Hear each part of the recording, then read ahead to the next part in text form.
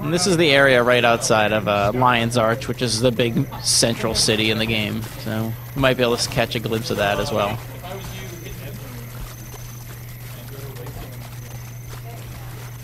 Alright, here we go. Oh, try and avoid these guys.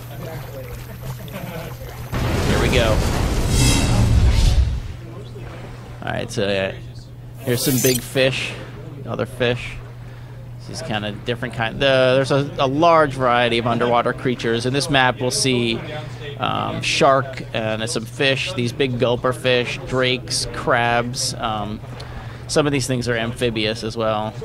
So these guys called skelk. They live underwater, but they can actually come on the surface too. So let's take a look at one of this. So that's a skill that poisons him, and then I can cast these bleeds on him. The Necromancer's a lot about stacking up different kinds of degen to work on guys, so it's my big tomb spell. It's like the big explosion.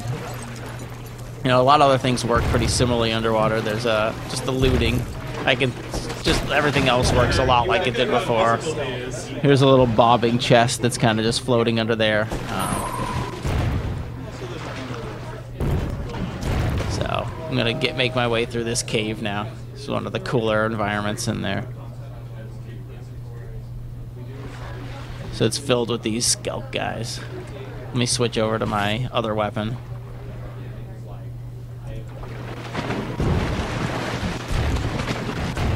So for him, the spear, he uses a little bit like a short-range thrown weapon, just because, you know, necromancers aren't necessarily about hitting people with stuff. So he has he imbues kind of some of his magic into it. So he has a special barbed spear that he can throw and cause bleeding, or this crippling spear that he throws that will pull the guy towards him when he throws it, and then cripple the guy so that he can keep him nearby. So there's that pull, and then the cripple. Oh, looks like I got some barracudas as well. So, you know, sometimes it's easy to forget, because I've been playing our game for a while now, just how great it is to, you know, not be worrying about how much breath I have left. So cutting my way through the depths here. See if I can sneak under these guys. You know, and every creature's got different anims for moving underwater too, so you can see he's really smooth. Here's a group of them coming after me. You know, in the land too, we had the double tap dodging that applies underwater too, so I can double tap backwards and dodge back. So right here, this is one of our friendly underwater NPC races called the Quaggan. This is kind of entrance to one of their towns, so you can see a Quaggan is going to help me fight these guys. So here's a big AoE attack that you can do.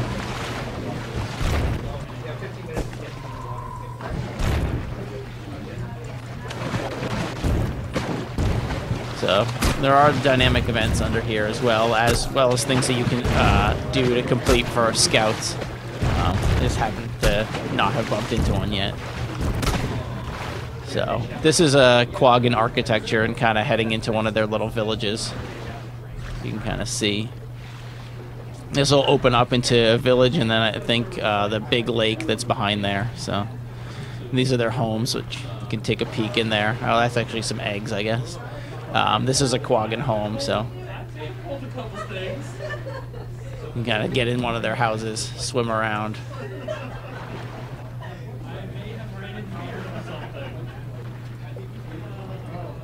Oh.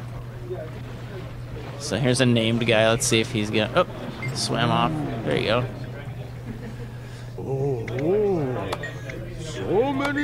So he's actually telling me that the Ascalon settlement above here is under attack by centaurs, and I can go up there. That event kind of has popped up because I talked to him. He kind of marked it for me. If I walked over there on my own, I would just discover it, but he kind of helped me by kind of letting players know that there's stuff going on. There's actually NPCs in the world running around talking about these things. So this is kind of underneath this big giant lake. These these Quaggan here seem to be worshipping this statue of one of the old gods of Tyria.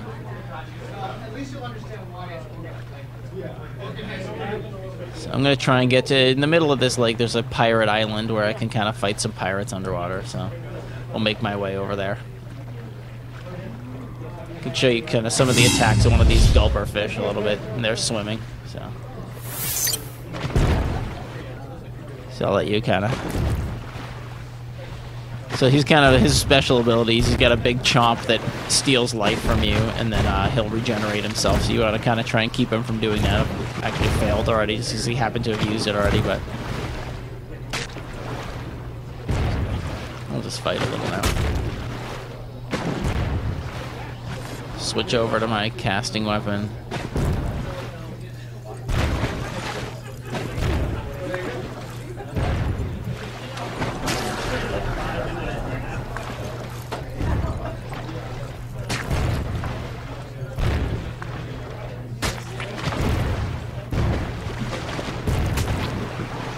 You can see, you know, especially here underwater where you really want to be moving, the whole being able to cast on the move is really important. And I think every underwater skill basically lets you move when you're casting unless it actually sends you flying forward. So I'll show you one of those in a second.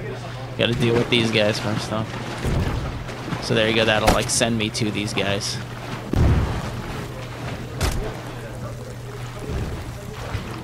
As you kind of dart through the water. So I'm using my underwater death shroud again. There's kind of a bunch of different strikes that it does. There's kind of a wave that shoots out. This is creates a big cloud of blinding area that will keep guys from being able to hit me. So you can see my death shroud is expiring, and when it does, I'll pop back to my normal health bar. And that's kind of the way that the Necromancer is really durable, so...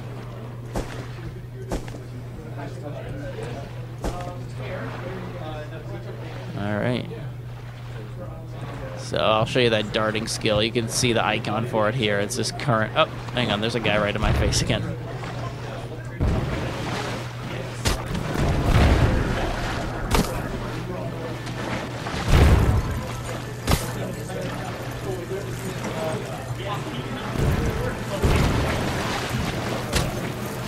Alright.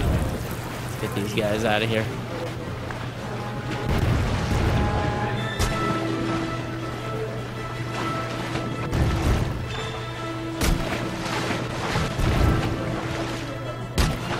A lot of it is about taking advantage of your height, so being able to push guys down, push them up is really important to us here.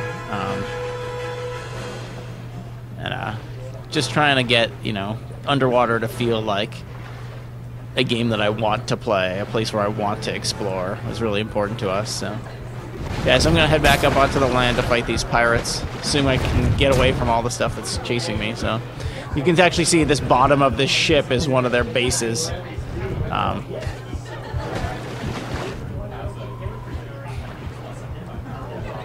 So you can see pop out, and this is part of the pirate base right here. This is their little homestead. Oh, got that guy still on me. So you can see I'm gonna try and pull him onto the land with me. So these pirates have these big giant turrets that guard their area. So if you come too close, you can see the cannon fires at me. So need to get out of here. So one of the things about swimming on the surface is it's dangerous because you don't have any skills available to you, so kind of encourages you to go underwater if you want to try and heal or anything like that. So here I am up against these pirates. Finish off this area a little bit. Maybe summon some minions. This will probably not go well since I'm fighting 4 pirates, but we'll find out. Oh, they knocked me down into the water there. So yeah, that's our down state on land. You can see if you manage to kill someone from this state, you're able to... Oh, they threw me into the water, actually. And try and get out of here. But I think I'm not going to make it. So you can see the pirates followed me in, and they're actually attacking me with their underwater attacks. And I was defeated. So the nice thing is, in our game, you can just pull up the map and return to a waypoint, you know, nearby. So here's another one. I can actually, this is an underwater one, or I can pull up to this one that's right across from their island. Oh. Yep, so that was our underwater demo for Guild Wars 2. Hope you enjoyed it. Thanks.